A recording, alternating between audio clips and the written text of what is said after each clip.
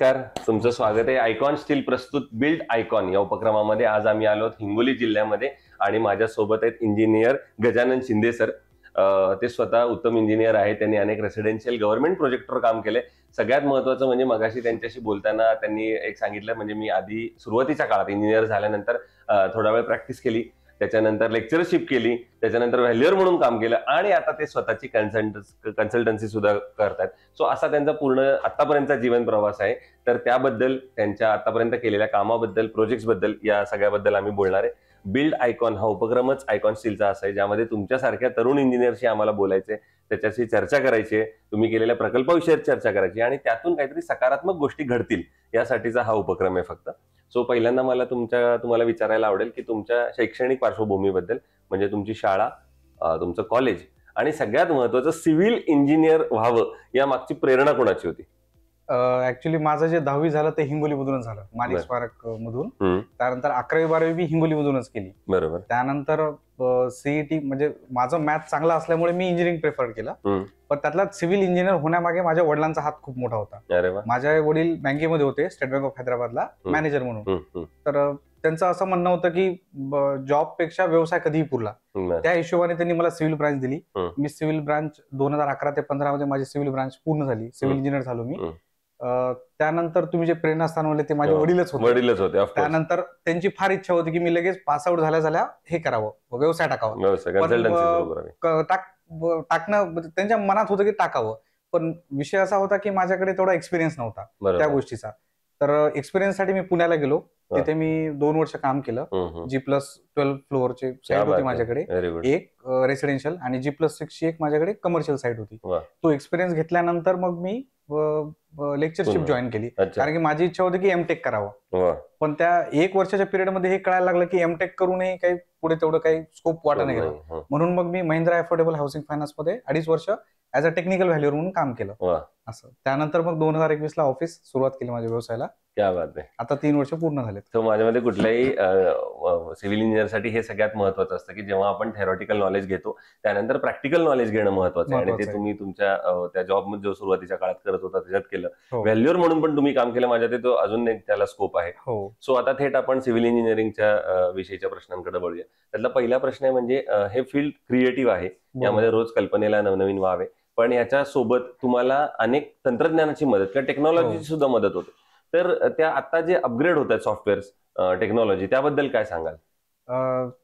सुरुवात मी अशी करेल की टेक्नॉलॉजीमध्ये खूप फरक झाला. म्हणजे जसं आपण मागे 2000च्या आधी जे बघत होतो तर पूर्ण हँड ड्राफ्टिंग होती.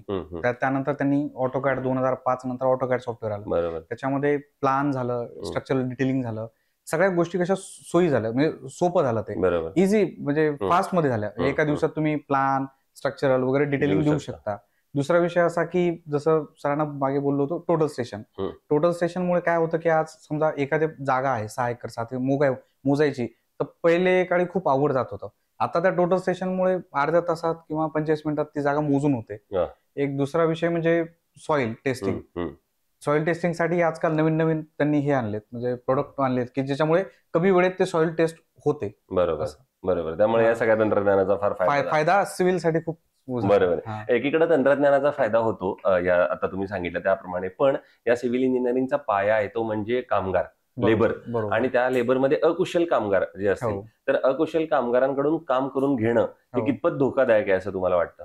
धोकादायक म्हणण्यापेक्षा खूप जास्त धोकादायक आहे ते. आणि दुसरी गोष्ट, अनस्किल लेबर असतातच, म्हणजे प्रत्येक साईटवर असं नाही की नाहीये, पण ते काय, त्यांना एक कुठेतरी चाल द्यावं लागते. त्यात मेन सहभाग असतो सिव्हिल इंजिनियरचा. त्यांनी सांगायला पाहिजे की समजा एक गोष्ट आहे, ती करण्याची योग्य पद्धत काय, ती सिव्हिल इंजिनियरला माहित असणं फार गरजेचं आहे. कुठलीही गोष्ट असू द्या, समजा टप्पे असू द्या, तुमचं बांधकाम असू द्या, प्लास्टर असू द्या, यांच्या मनात कसं आहे, पूर्वीपासून एक कुठेतरी तेच ते करायची सवय लागली आहे.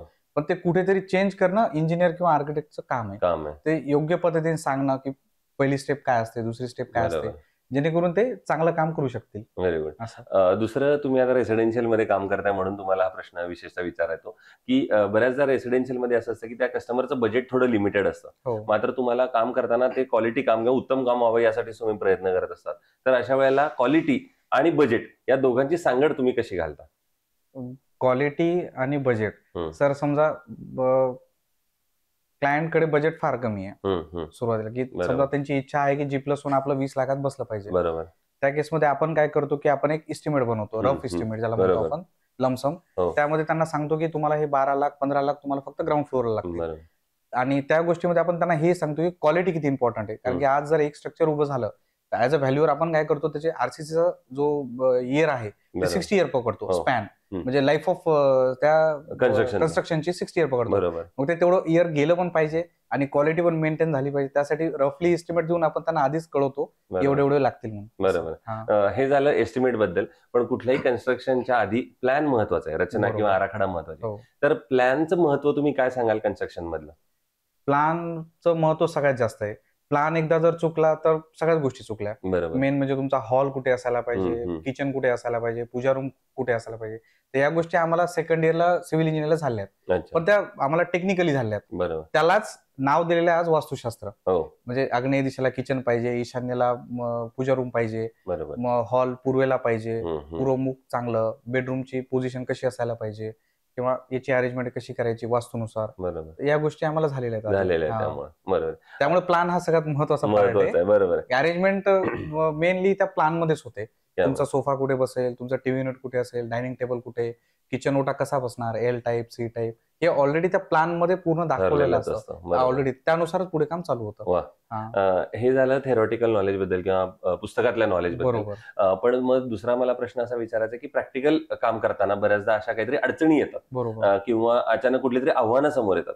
तर त्या आव्हानावर तुम्ही कशी मात केली? म्हणजे एखादा प्रसंग किंवा साईट अशी काही सांगता येईल का? एक विषय असा आहे की इथे आमच्या इकडे आखाडा बाळापूर म्हणून आहे, तिथे ऍक्च्युअली पूर्ण ब्लॅक कॉटन सॉइल आहे, म्हणजे तिथे काळी माती आहे. तर तिथे फुटिंग करणं आम्हाला अवघड जात होतं. त्यामुळे मग आम्ही त्या ठिकाणी पाईल फाउंडेशन युज केले. त्याच्यामध्ये कॉलम आपण बनवतो, 15 फूट 18 फूट गड्डा करतो, त्याच्यामध्ये रिबारिंग करून कॉन्क्रिटिंगने फिल करून त्याच्यावरती बेड करून फुटिंग उभी करतो, जेणेकरून फुटिंगची सेटलमेंट होऊ नये. ब्लॅक कॉटन सॉइल काळांतराने सेटल होते, सेटलमेंट झाल्यामुळे त्या बांधकामाला क्रॅक जातात. तर ते एक साईड आमच्यासाठी थोडी अवघड गेली पाईल फाउंडेशनमुळे. बरोबर आहे. दुसरं तुम्ही म्हणाला तसं रेसिडेन्शियल बरोबर तुम्ही गव्हर्नमेंट प्रोजेक्टवर सुद्धा काम केलेलं. तर स्थानिक स्वराज्य संस्था किंवा शासकीय संस्था मध्ये कुठल्या प्रकारचे प्रकल्प तुम्ही पूर्ण केलेले?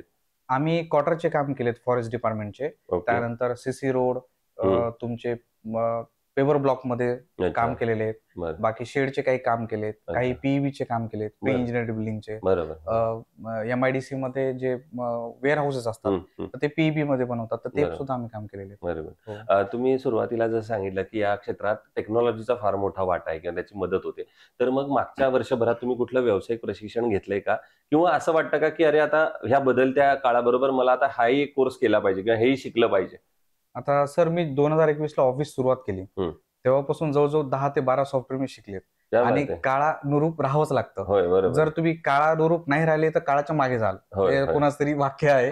त्याच्यामुळे ते अपडेटेड राहणं फार गरजेचं आहे. जसं तुम्हाला आता नवीन ई टॅब आलेत, सेफ आले, हे सॉफ्टवेअरचे नाव आहेत, ज्याच्यामध्ये तुम्ही कॉलम पोझिशन टाकून त्या कॉलम मध्ये बार किती लागणार आहेत, रिंगची स्पेसिंग काय राहणार आहे, बीमची डेप्थ किती राहणार, विड्थ किती राहणार, ते बीम फेल होईल का, तर ते ऑलरेडी ते दाखवतं. ते त्यामुळे काळानुरूप त्या गोष्टी ऍडव्हान्स येणारच आहेत. आणि सॉफ्टवेअर तुम्हाला जर व्यवसायात राहायचंय तर अपडेटेड राहणं फार गरजेचं आहे, की मार्केटला आज काय नवीन आलंय या गोष्टी माहिती असणं फार गरजेचं आहे. कारण की काय ते रेग्युलर प्रॅक्टिस ही जुनीच चालू आहे. म्हणजे जे आहे 3x7चा डोअर किंवा विंडो आहे सिल लेवल समजा 3 फूट घ्यायची, लिंटेल लेवल 7, हे कुठेतरी बदलणं फार गरजेचं आहे. हे आम्ही बदलतो, विंडो साइजेस सिल कमी करतो, हाईट जास्त घेतो.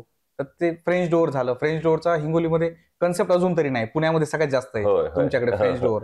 ते आम्ही आणला तो हिंगोलीमध्ये आल्यापासून. सो आता तुम्ही सांगितलं की नवीन क्षेत्र बदलतंय, तुम्ही स्वतः बदलताय, तुम्ही अपग्रेड होताय. मग मला असं विचारायला आवडेल की असाच एखादा आयकॉनिक प्रोजेक्ट आठवतोय का की ज्याबरोबर कामाबरोबर तुम्हाला समाधान, अभिमान, आनंद हे खूप मिळालं? आम्ही एक साईड घेतली होती मिसाळ सरांची, जे की फॉरेस्टचे होते. तर त्यांनी विश्वास ठेवून आमच्यावर साईड दिली होती. G+1 ची साईड होती, प्लॉट 1800 स्क्वेअर फूटचा होता. ग्राउंडला फक्त त्यांचं 2 BHK रेसिडेन्स होतं, घर होतं. तर त्यांचं फुटिंग पासून फिनिशिंग पर्यंत इंटेरियर हे आम्ही पूर्ण केलं. तर आमचं एवढं नाव झालं त्या प्रोजेक्टमुळे की त्या कॉलनीत असं म्हणतात की हा असा प्रोजेक्ट त्यांच्या कॉलनीत नाही. त्यानंतर आम्हाला 4-5 प्रोजेक्ट आले असं. Very good. सो तुमचं कामच फार त्याचं मार्केटिंग कामानच केलं. असं म्हणून कामामुळे अजून कामं मिळत गेली. हो दुसरं, या क्षेत्रात आता जी नव्यानं मुलं येतात त्यांना असं जर मित्रत्वाच्या नात्याने एक सल्ला द्यायचा असेल तर काय सल्ला द्याल? मी असं म्हणेल की पासआउट झाल्यानंतर बऱ्याच गोष्टी चेंज होतात. म्हणजे जसं तुम्ही म्हणले प्रॅक्टिकल नॉलेज आणि थेरोटिकल नॉलेज. तर थेरॉटिकल नॉलेज कळायला खूप सोपं आहे, पण जेव्हा आपण प्रॅक्टिकली बघायला जातो ना ते करायला खूप अवघड जातात. माझं म्हणणं आहे की मिनिमम 5 इयरचा एक्सपिरियन्स असणं फार गरजेचं आहे तुम्ही व्यवसाय कुठलाही चालू करण्याच्या अगोदर. नाहीतर मग काय होईल की जर तुम्ही कमी एक्सपिरियन्स घेतला आणि एखादी जसं तुम्ही म्हणले अडचणीची साईट आली तर मग तुम्हाला दुसऱ्याची हेल्प घ्यावी लागेल. ती पडू नये म्हणून एक कमर्शियल, एक रेसिडेन्शियल मिक्सचर पाहिजे त्या कामाचं. दुसरं, कुठल्याही बांधकामामध्ये स्टील आणि सिमेंट हे 2 महत्वाचे फॅक्टर असतात. तर मग त्यातल्या जर स्टील बद्दल बोलायचं झालं तर स्टीलचे काय पॅरामीटर्स किंवा तुम्ही सांगाल किंवा काय क्वालिटीज सांगाल की हे स्टील जनरली निवडलं पाहिजे कुठल्याही कन्स्ट्रक्शन बघताना किंवा करताना? सगळ्यात महत्वाचं म्हणजे ग्रेड. जर ग्रेड नाही बघितला तर स्ट्रक्चर कोलॅप्स होऊ शकतं किंवा त्याची लाईफ ऑफ स्ट्रक्चर कमी होऊ शकते. तर सगळ्यात मेन म्हणजे ग्रेडच आहे. जसं FE 450 आहे, FE 550 आहे, FE 550D आहे. सेकंड गोष्ट म्हणजे सर्टिफिकेट. त्या कंपनीला म्हणजे सर्टिफिकेट इन्स्टिट्यूट, नॅशनल इन्स्टिट्यूटचं भेटलेलं असायला पाहिजे. त्यांची टेन्साईल स्ट्रेंथ झाली पाहिजे. त्यानंतर दुसरं गोष्ट म्हणजे हाय ग्रेड, जिथं अर्थक्वेक झोन आहे तिथे हाय ग्रेड स्टील वापरावंच लागेल. बरोबर. या काही गोष्टी आहेत. आणि दुसरा प्रश्न म्हणजे आयकॉन स्टील तुम्ही कुठल्या प्रोजेक्टवर वापरले का यापूर्वी? मी जवळजवळ 20 एक प्रोजेक्टला आयकॉन स्टील वापरलेले आणि आम्ही हायली प्रेफर्ड करतो कारण की मी त्यांच्या साईटवरती त्यांचे सर्टिफिकेट वगैरे वाचलेले आहेत आणि टेन्साईल स्ट्रेंथ वगैरे बघितली त्यांची. आणि ग्रेड त्यांच्याकडे सध्या तरी चांगला आहे. पहिले 550 होता, आता 550D आहे. तर डक्टाईल म्हणजे स्ट्रेंथ वगैरे, टेन्साईल स्ट्रेंथ पण चांगली आहे, डक्टाईल पण आहे. तर आधी आम्ही स्लॅबला 10 आणि 8चं कॉम्बिनेशन वापरत होतो. आता 8 mm मध्ये बोथ वे करतो आम्ही, 1 वे 2 वे स्लॅब. हे होते इंजिनियर गजानन शिंदे आणि त्यांनी अतिशय साध्या सोप्या भाषेत तर आपल्या सगळ्या प्रश्नांची उत्तरं दिली. पण सगळ्यात महत्वाचं त्यांनी एक सांगितलं, हे फील्ड आहे, जेवढं क्रिएटिव्ह फील्ड आहे त्याप्रमाणे ते रोज बदलते, त्यात नवीन तंत्रज्ञान येते आणि त्या नवीन तंत्रज्ञानाबरोबर काळाबरोबर राहायचं असेल तर तुम्हाला नवनवीन गोष्टी सतत शिकायला पाहिजेत, नवनवीन सॉफ्टवेअरचा अभ्यास केला पाहिजे, ती वापरून बघितली पाहिजेत आणि तरच माझ्यामध्ये तुम्ही काळानुसार पुढे जाऊ शकाल आणि अनेक यशस्वी प्रकल्प करू शकाल भविष्यात.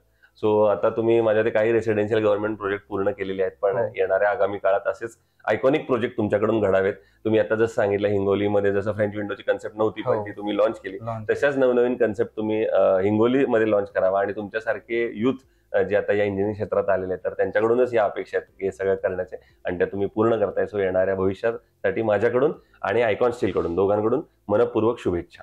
थँक्यू.